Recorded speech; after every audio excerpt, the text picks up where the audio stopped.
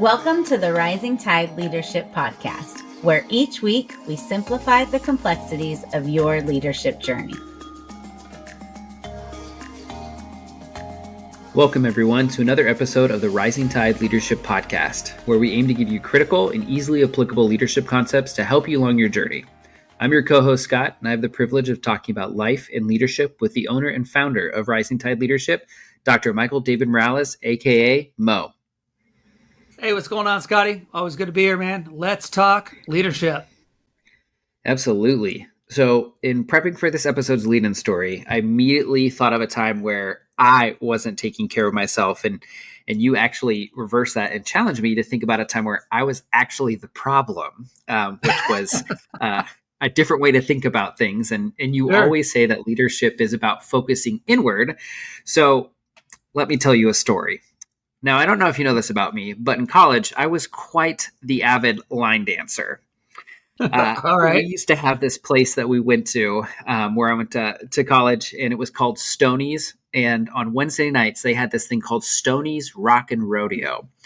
And it was the diviest dive bar that you've ever been in. Like, I'm talking, you weren't really sure if the building was condemned or not. Like, the dance floor was wooden, but all the floors around the dance floor were dirt. Yes. Not all the lights always worked, and they served your drinks in paper cups. And so just to kind of set that premise of where this was. But anyway, we used to go almost every Wednesday. So we had a group of us that would just love to go, and we'd go for hours, and they ran music until about midnight. Well, the kicker is that my senior year, I ended up having a 7:30 a.m. class on Thursdays. So the day right after this, Stoney's Rock and Rodeo line dancing. And I had a great roommate my senior year, and I always encouraged him to come. So I was that individual that was like, hey, like, we're going to go, you should come. And he'd be like, no, I don't know if I want to. And, I'd be like, wow, you're being a wuss. Like, you got to come, you need to come. And we always regretted it the next morning. But we continued to do it, as college students always do. But it never was easy to go to class the next day. Always hard. Yeah.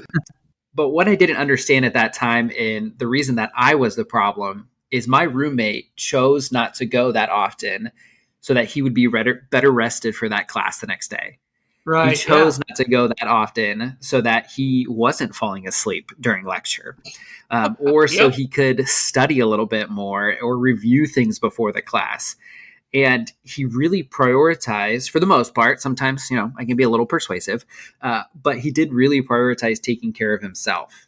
And in today's fast-paced and really ever-changing world, focusing on the well-being of your team is more crucial than ever. We've seen major global shifts from the cost of living to political turmoil, and these changes impact everyone at every level, every social demographic, and really especially those who work remotely. In this current episode, we'll explore the three main points that highlight the importance of well-being-focused leadership. So, Mo, how the heck are we supposed to survive just this madness, and how do leaders take care of their people? Yeah, well, great lead-in story as always. And you're right. We should always be focusing inward and knowing that we are the problem. So leaders, thanks for tuning in today and knowing that, man, you are the problem. I'm the problem. That's why we got to figure this out, because our people deserve, better. And so when we talk about well-being and taking care of people, here's the first point, Scott. The first point today is we need to address the need for well-being. And this first point really is about understanding that the workforce really is a lot different now, even after COVID. And, the way that people do work, the way they do life, the way that they take care of themselves or don't take care of themselves. In fact, here's a stat for you. The American Psychological Association says that 70% of Americans or more don't take care of themselves. And almost 40% of them think that, there's a lot of things going around that are affecting them not taking care of themselves. And so, Scott, these statistics that we see, that how many people are not taking care of themselves, it really shows that there's an unease in why leaders, really need to address this issue. Yeah, those are some staggering statistics. So, Yeah. and I know that sometimes the need for well-being is not always an obvious one. So then, how can we as leaders be more attuned to the well-being of our workplace? Yeah, there's an article by Gallup, and it's called "The State of the Global Workplace," and we'll put that in the show notes.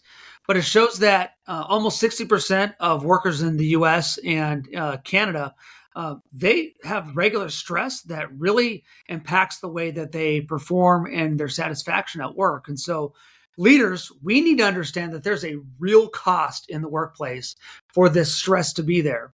And so, with so much money being spent on stress and taking care of people's well-beings, but it still just always seems that it's not really being addressed to its capacity. We need to be well-being focused as leaders, because Scott, it's not just a nice to have kind of thing, but it's a necessity if we want to take care of our people. Yeah, it almost seems like high stress would be like directly linked to profit losses for businesses if I'm kind of understanding you correctly. So, Yeah, but it does. great, And great. Scott, if I can say this, but before we move on, leaders, Yeah. if you don't get in front of well-being for your people, they're going to find out other ways to do that. And what's going to happen is people are going to start acting out in ways that you don't really like. They're going to start not doing the things that you want them to, because really, if you are not focusing on your people, if you are not doing the things that help them to get better, and Scott, we talk about people getting better all the time on our show, but leaders, if you're Hmm. not helping them do that, and part of this, a huge part of it, is addressing the need for well-being, then your people are just they're going to get burnt out. And Scott, we've talked about burnout a lot on our show, and I can tell you that the men and women, it doesn't matter where they are, what their workplace environment is, if they feel burnout, it doesn't matter how much they're getting paid, what kind of impact that they feel like they are making on other people. They just want to give up. And I'll tell you this, leaders, if you do not take care of the well-being of your people, they're going to go somewhere and find somebody who will help to take care of them. Now, I'm not saying that you need to baby people. That's not what I'm saying at all. In fact, anybody who does coaching with me, Scott, you know this. In fact, we just went over our 2024 goals, right? You and I. And anybody Hmm. who does coaching with me does yearly goals. I don't care if you like goals or not. You're going to do them. You're going to write them down, right? But Mo, that's not my personality. I get it. All right. But you're going to put down your goals, because I want you to look at the year and the year before in retrospect. And did I meet the things that I did? And a lot of that has to do with the well-being. I'll ask people, did you take care of yourself? How was your family life? How was your work life? How was your boss, your supervisor, the people that you supervise? And then I'll say, based on that, Scott, how do you want to do this year differently? What do you want to do the same? And what are you going to do to help your people get better? And I'll tell you, if you've ever actually sat down and written out your goals, Scott, let me ask you a question. How has that changed you by writing out your goals to take care of yourself? And how has it helped you to take care of others that rely on you? Yeah. Well, first and foremost, writing out your goals actually makes them like solidified for you. So, it's not Yeah. just one of those like, oh, I'm going to do this. It's actually having them written down. So that is Right. foremost the number one thing that has been the most helpful for me is it's not trying to remember, man, what were my goals? But actually writing them down. The other thing too that, especially with the way that you helped structure or helped me structure my goals, is organization. So it's not just what's your goal and then saying your goal. It's what are your goal Yes. in these areas and trying to actually think about, oh man, what are my goals in these? What are my financial goals for this year? What are my Yes. emotional goals for this year? Like, and that has really been kind of a shift and a change. So, but it's been great. Good. Yeah. And if we can just close off this point by, if I can talk directly to those who have filled out goals with me, it actually asks you to name certain people. right? Within those goals, who has most impacted you in the past year?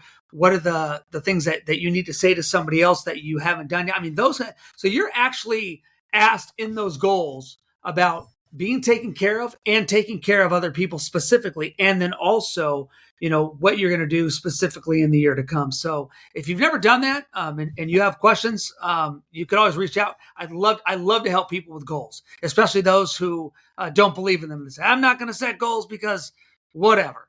I'm telling you, if you do the exercise and you do it right and you do it with the right people or the right organization, like Rising Tide, we will help you to make goals that are good for you. And I'm telling you, it'll help you to take care of people better. So all that to say, Scott, move us to point 2. No, I mean, Mo, just take us right in there. Just go straight into point 2.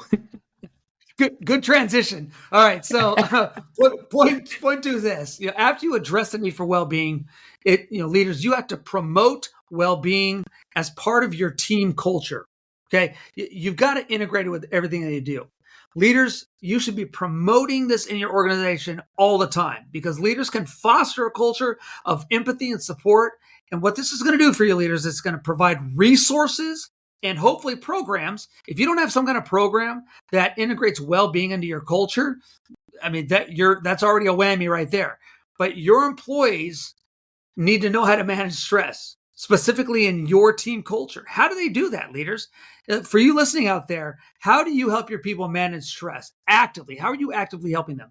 What's the program that's in place? And you need to be a part of them maintaining a healthy work-life balance. Now, we always hear that, work-life balance, but I'm telling you, people love to use that as a buzz term. Man, what's your work-life balance? And I'm telling you, Scott, most people don't do it right. And leaders, you need to emphasize the importance of recognizing that employees who are happy and employees that are healthy are going to be more engaged, and they're going to be more likely to perform at their best. Yeah, so then, Mo, if you could, what does it actually look like for a leader to have that healthy work-life balance? Yeah, good question, right? I mean, if that's the buzz term, right? You and I have talked about that a lot. So when it comes to work-life balance, you as a leader have to lead the way. I mean, that's just what it is. We're always telling people that they need to slow down and take some time for themselves, but nobody actually wants to listen to their own advice, right? And so let me be the first to tell you that you need to both take care of your people and yourself. But let me tell you a great story of a book that I love. It's by Bill Walsh, who's the renowned former head coach at the San Francisco 49ers. And he has a book that I've read more than once, and it's called The Score Takes Care of Itself, My Philosophy on Leadership. And this is what he says in there, and I quote, "You must be willing to account for a person's emotions and state of mind when you judge his or her actions. Frequently, we misinterpret behavior because we don't allow for explanations other than what is the most obvious. We don't look below the surface." Here's an example from my own experience. During my last season as head coach, I began suffering from emotional and mental exhaustion brought on by the demands and the pressures of my job that had been building up in my mind for several years. The inner toll this took is indescribable. It became almost torturous and manifested itself during the last months in becoming increasingly sentimental about things and at times maudlin. All of it was, of course, related to exhaustion. I mean, Scott, end quote. Scott, that's from a Super Bowl winning head coach. And if this guy is dealing with mental and emotional trauma and the things of what it takes to be successful, but at the same time take care of yourself, then it's going to affect all of us. Because the crazy thing about this is that if you read the portion of that book where that I just mentioned, he goes specifically right after that into the interview that he had the day before Super Bowl 23, which they would end up winning, right, against the Bengals. But during that interview, a reporter had asked him a question about his emotional state of mind at that point in the season and regarding his team and what he thought about everything as it was coming to pass. He was so emotional, Scott, in that interview right there, asked that question that caught him off guard about being drained and he was spent. He said if he would have said one word, he would have had a nervous breakdown. So instead, he just gets up and he walks out of the room. And so later on, you read that the reporter and a whole bunch of other people said that he was an arrogant person. He thought he was too good to answer questions, and he thought he could do whatever he wanted. And people they had no idea. They had no idea what this guy was going through. Now, was it his fault? Well, yeah, I mean, obviously he needs to take care of himself, but they had no idea, and they were making assumptions because, Scott, there was a whole lot to unpack. But here's my point. It doesn't matter where you are in life, leaders. If you have the responsibility to lead people, it's going to get tough. And whether you're leading a team to a championship, like Bill Walsh was, or if you're just leading a small group of people in your office at work, your leadership matters. People are going to think about you what they want, and they're not going to know the deepest parts of you all the time, or maybe even ever. And I think Bill Walsh, if he could go back, would do probably some things different, right? Because now he hindsight is 2020, right? But I'm figuring he even says this, I would have practiced self-care more. And so, Scott, really the question for our audience today is this. Are you practicing self-care right now? What do you need to do to change so that you're better ready to serve the people around you? Definitely. So I know oftentimes when we talk about kind of what are some of the changes that you need to make, I know sometimes talking about different workplaces, one of your suggestions is, well, maybe you need to leave your workplace, but not all of us Yeah. are necessarily in a place to do that. So what advice do you have for those who maybe cannot leave their current workplace, even though it's not promoting well-being, support, or any sort of work-life balance? Yeah, that's tough. And I had that conversation, believe it or not, Scott, with people all the time. And the bottom line is this. If your current workplace isn't promoting your personal well-being and the well-being of others around you, like Scott, if you're the only one that's not for our listeners, if you're listening, you're like, well, I'm the only one who's not, taking care of myself and my personal well-being is bad, but everybody else is good. Well, then you ought to think about other things because it's probably not the place. It's probably something that you need to change. But let's just say that you can tell that it's not just you, but it's everybody around you. Your workplace just isn't doing it. Then I'll tell you this, you need to get out. And if you can't get out now, you're just like, Mo, like I can't do it. I'm listening to your show and man, I wish I could leave, but I just can't do it. Well, you need to start an exit strategy now because you don't want to be 1, 3, 5 years later down the line and be like, well, man, I wish I would have started to get out because I'm still in the same place. So the bottom line is you got to start looking for another place to work because you need to work for somebody who knows that your well-being is important. And if they're not doing it now, then they're probably not going to do it in the future. So no matter what they say, and everybody likes to talk about doing the right thing, but sometimes people, Scott, just aren't going to do the right thing. So listeners, if you're in a place right now where you feel like you're not being taken care of and others are not being taken care of, start making that exit strategy. It's really important. So how do you know whether you're doing things right or not? Mo, how do I know if I'm the problem or not? Right. Well, of course, Scott, I always say extreme ownership, right? So you always want to take ownership. Yes. But, and Scott, I drive a pretty hard bargain because I hold myself to a high standard. I hold my people to a high standard. But part of that is I want to make life the best for my people as well. But if I am not in a place where I'm being taken care of and I don't feel like I'm taking care of myself, how can I take care of other people, right? And so, here's the problem. There's perception, Scott, and there's reality.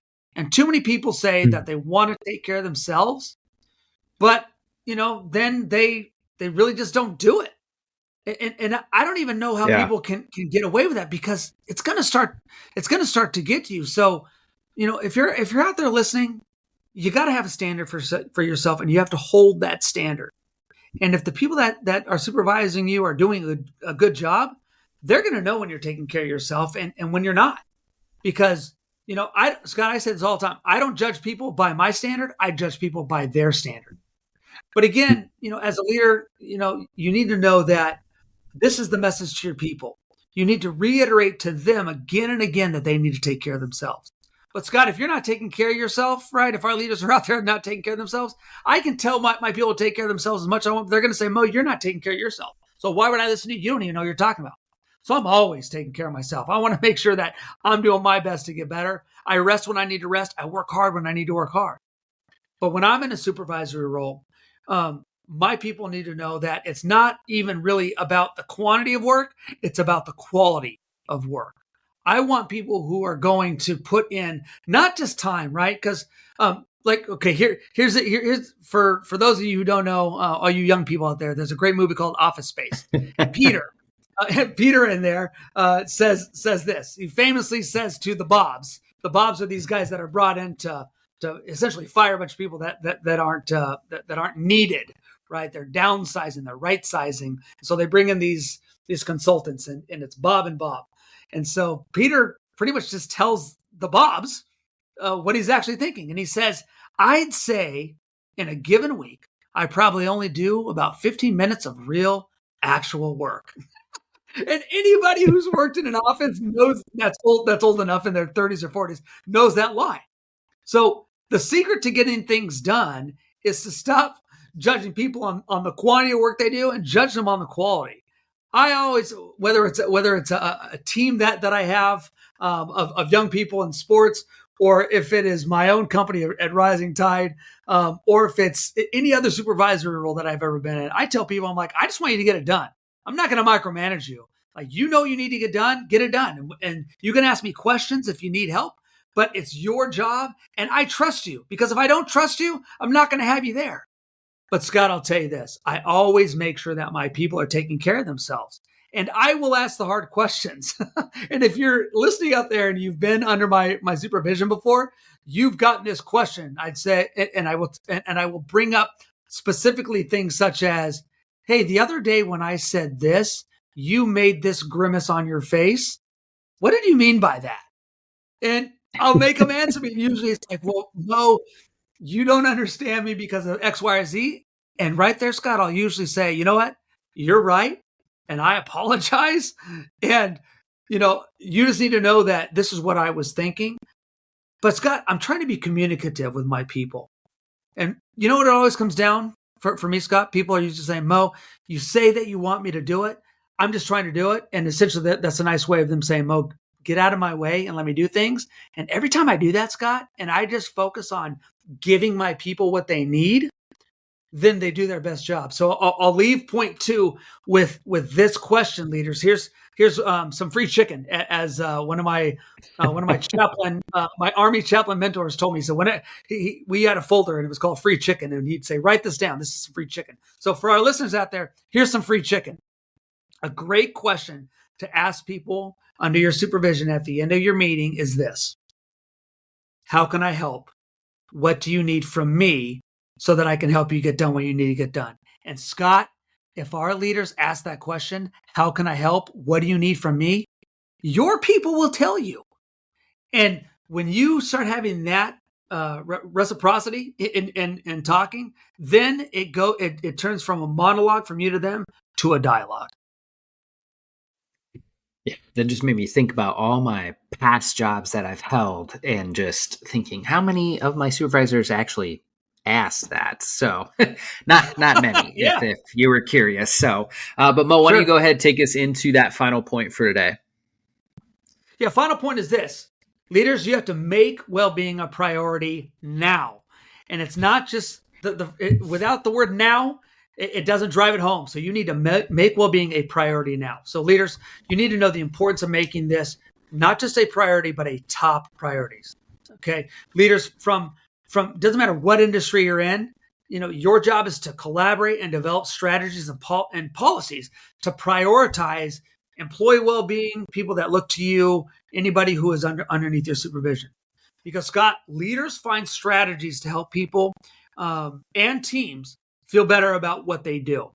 And when you can do this, leaders, it's going to help reduce cost, it's going to improve productivity, and it's going to help your team achieve high levels of performance. Man, yeah. So then, Mo, what are kind of some practical things that our leaders can start doing tomorrow to make well-being a priority? Yeah, I'm just going to give you a couple. And here's the first one, and it's a big one. You need to take a day off. And leaders, whether you're religious and call it a Sabbath, or if you're non-religious and you just call it a day off, I don't care what you call it. You need a day off. You need to disconnect from your phone. You need to disconnect from everything. And you just need to do something that, and Scott, that might be different for me or you, because for me, A day off means that I turn on smooth jazz on my television, and it's nice and low, and I got a cup of coffee, and I read for 8 hours, and that's a great day for me. But Scott, you're probably sitting here because I know your personality, and that probably sounds like the worst day of your life. Yeah, that sounds, I mean, you do you, but that sounds absolutely terrible to me. So I'm more of a get outside, go on a trip, have an adventure type of individual. Absolutely. And listeners, whatever it is for you, whether it's, a quiet cup of coffee or climbing a mountain or surfing or whatever people like Scott do, because that guy just has way too much energy. You got to take care of yourself, right? And so there's a guy named Brian Tracy, and I've read a ton of his books. If you've never read anything from Brian Tracy, pick up anything that he's written. But there is an actual article that we're going to put in the show notes today, and it's called Productivity Tips: Be More Productive with Less Effort.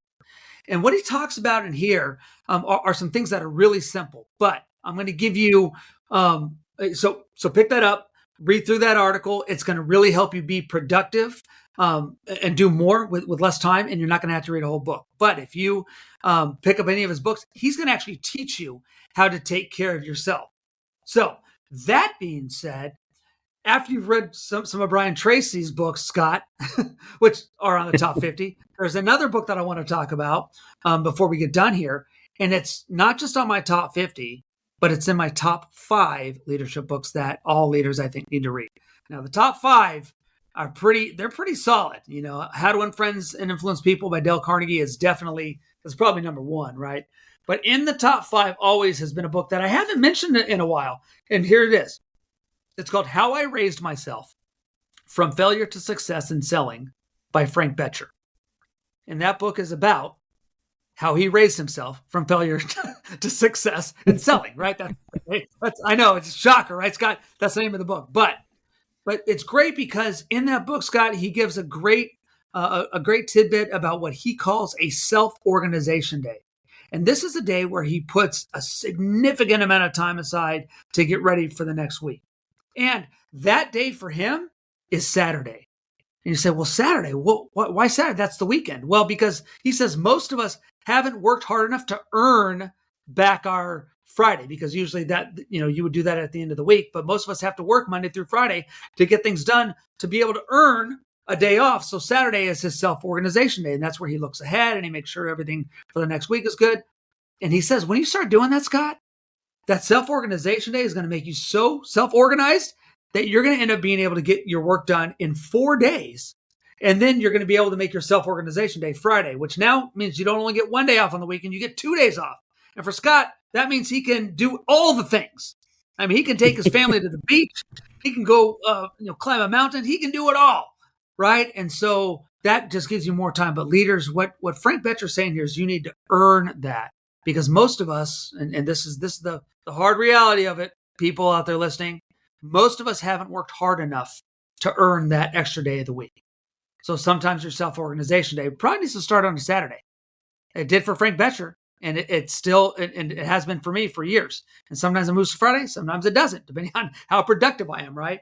But what Frank wants you to know, what Frank Bettger wants you to know, is you need to get better. And you need to be better self-organized and take care of yourself and make that a priority. And the way you do that is you organize your life. Now, Scott, that's coming from somebody who is not an organized person. I am not good at this, but I put forth a significant amount of effort because I need to be organized. For those listening out there that says, oh man, I'm good at to-do lists. I'm good at next action lists. I'm good at, hey, you're already starting on first base because you're way ahead of most of us out here that aren't good at making lists and doing those kind of things. But Scott, I guess what I'm saying is this: if you make well-being a priority now, it means being more organized. And so Brian Tracy and the things that he's written, whether it's in that article that I just mentioned or in any of his books, or Frank Bettger, and what it means to organize and situate your life and get ready to take care of things earlier than later, that's going to put you in a position to take care of yourself now. Scott, when our leaders do that, the people that follow them are going to see the way that they do life, and they're going to say, man, I want to be like that. I want to be like Scott. he for some reason, he's always got lists. He's always got things done. He's organized, and is causing me to want to be organized too, because Scott, you're going to help raise people to that standard. And as we say at Rising Tide Leadership, a rising tide lifts all boats. Man, that should be on a plaque on a wall somewhere, So it might be. Mo, before we sign off today, do you have any final thoughts for us? I mean, only this, leaders, a lot of people talk about well-being, and I would say make this the time in your life where you actually put forth a plan to take care of your own well-being. And then after you've done that, invite the people that look to you for your leadership into that process and help them. When they see that you are taking an interest in their well-being and you want to make them better, not just in their productivity at work, but in their life as a whole, I'm telling you, you're going to get a friend for life. That's great. That's great. And to just echo that, just for our leaders and our listeners, so remember, you're focusing on your own well-being isn't just for the benefit of your team, but it's vital for the success and sustainability of your organization. And with that, everyone, that brings us to the end of this episode. If you guys enjoyed listening today, we encourage you to rate, review, and subscribe, and don't forget to share. Thank you all for joining us today. We'll see you next time. Thank you for listening to this episode of the Rising Tide Leadership Podcast. Highlights and resource links are available for you in the show notes. We hope that you will join us next time as we continue on the leadership journey. Don't forget to like and subscribe so you don't miss out, and share with others so they don't miss out. See you next time.